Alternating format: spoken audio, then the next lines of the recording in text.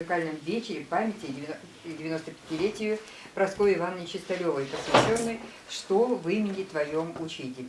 Благодарим вас за творческое отношение к своей работе, энтузиазм, открытость и доброжелательность. Уверены, что наши партнерские отношения сложатся успешно. Желаем вам здоровья, благополучия, дальнейших творческих побед. Ректор Коми Республиканского института развития образования Галина Владимировна Китай-Городская адресует вам. А я с такой честью достойной пожать вам руку.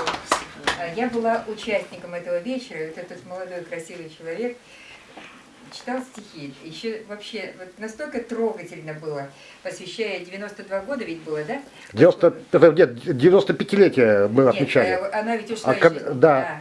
И потому что была не востребована. Она хотела читать стихи, а ее отправили в кардиоцентр.